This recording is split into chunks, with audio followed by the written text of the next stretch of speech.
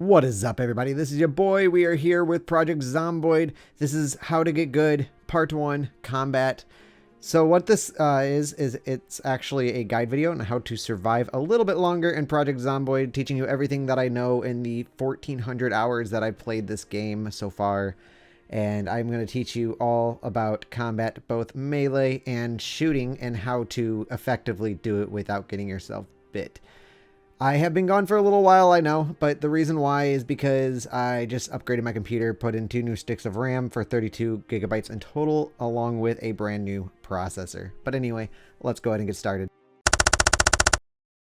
Project Zomboid is not a game that centers your character as the hero of the story like Dead Rising and many other zombie games do. Instead, it is a game that focuses on your character's imminent death, as your main goal is to fend off the inevitable fate of your character as long as you can. It is important to remember that one mistake can mean the end of all of your hard work. It is important to note that throughout your journey in the post-apocalyptic Knox County, you will be presented with many different situations that poses potential dangers to your survivor. During such events, there is one important question to keep in mind. Do I fight or do I walk away? Answering this question relies on many factors that you must address quickly and effectively if you want to live to see another day. You must first address your character's stats by looking at the needs of your survivor through his or her moodles and skills. Is my character in pain, exhausted, tired, anxious, sad, drunk, or underskilled? If the answers to any of these is a yes, then you should most likely walk away and come back another day, as you are very vulnerable to death under any of these conditions. If the answer is a resounding no, then you may proceed to the next question. Next, you must address the situation at hand before you decide to engage. You must ask yourself, can I handle the amount of zombies presented to me? Do I have a way out if I start to get overwhelmed? Do I have enough ammo or durability in my weapons to handle the zombies? Is the weather conditions and time of day suitable for combat? If you answered no to any of these questions, then it is strongly advised that you cut your losses and walk away, as you can always come back another day when conditions are in your favor. It may even disperse some of the larger groups of zombies and make it easier to get to your destination safely. If you answered yes to any of these questions, then we can begin training for combat.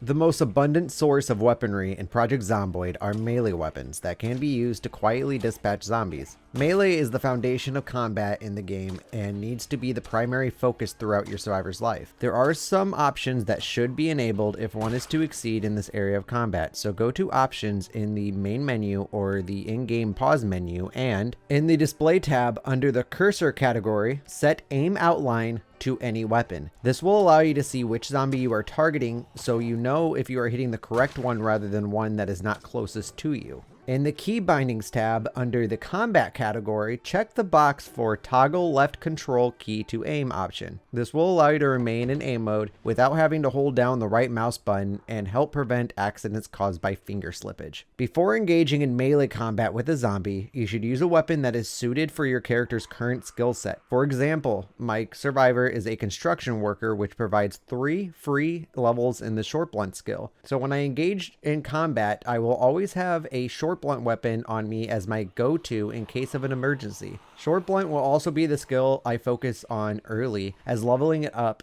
to a much higher level will provide a fallback option that can get me out of larger groups much easier. Then training in other skills can be done as needed. Dealing with a single zombie is a very simple task and can be done in many ways. You can hit the zombie with your weapon until it dies, or you can push the zombie with the spacebar, and when it falls on the ground, you can walk over its head and stomp on it with the spacebar. The latter is a much safer way to dispatch a zombie while also being the conservative choice, as you are saving your endurance and weapon durability in the process. Handling 2 zombies is more risky, but a very easy feat. A good tip to remember is that when you are standing on top of a fallen zombie's chest, it will not be able to stand back up as long as you remain on top of it. This will allow you to kill the other zombie and deal with the one you are standing on afterwards. 3 or more zombies is a lot trickier, however. It is a good idea when engaged in combat with more than 2 zombies to move backwards while you are attacking, as you don't want to get grabbed. This unfortunately opens up vulnerabilities as you move slower while aiming, meaning the zombies can catch up to you, so it is a good idea when they get too close to get out of aim mode and walk away from them to get a little distance between you and them. Remember to walk instead of jog, as you should only jog when you absolutely have to.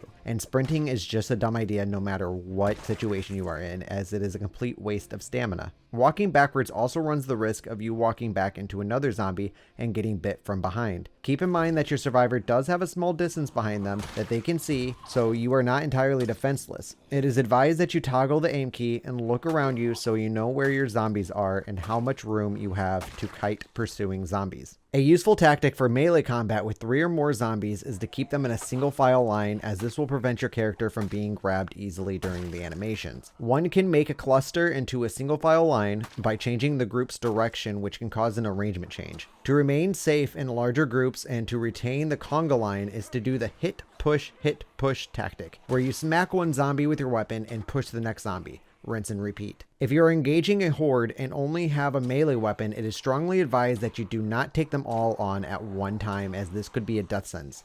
Instead, break them off into small chunks by inching closer until a small amount notices and pursues you. This can whittle down the horde to a manageable size and make combat with them much easier and safer. Now that we know everything about melee combat, let's move on to range combat.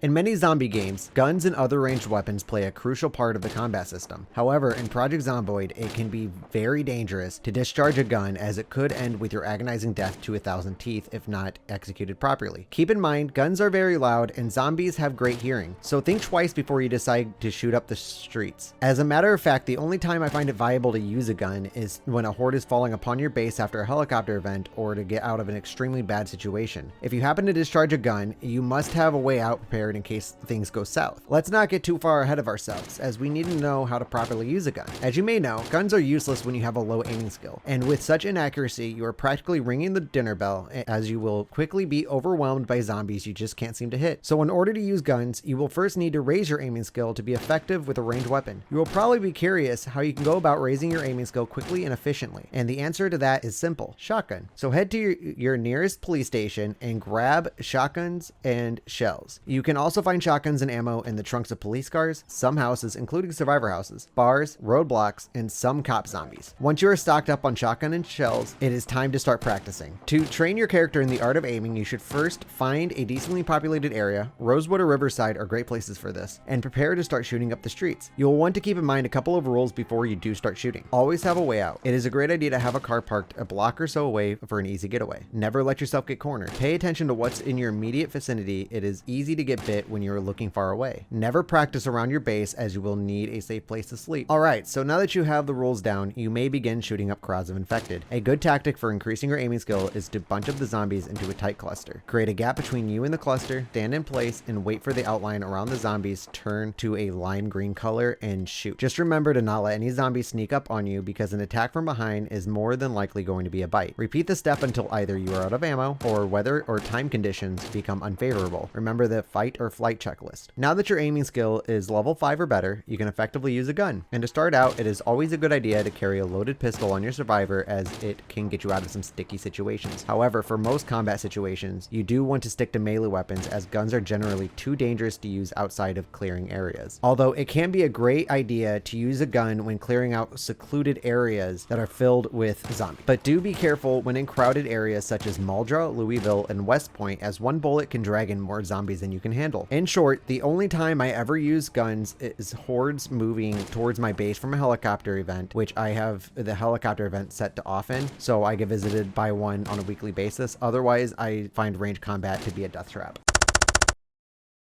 Now that you are a combat expert, you should understand how to effectively engage your survivor in combat against the undead threat, or not to engage in combat depending on the situation. Just remember to analyze the situation you are in and choose the most effective strategy when dealing with your day-to-day activities. And now that we have addressed combat, join me next time when we cover scavenging, as combat and scavenging often go hand in hand. Also, I'd like to say thank you guys for watching, and if you did like this video, go ahead and drop a like. If you want to keep up with the series, go ahead and hit the subscribe button, and I will see you guys next time. Bye bye. Woo!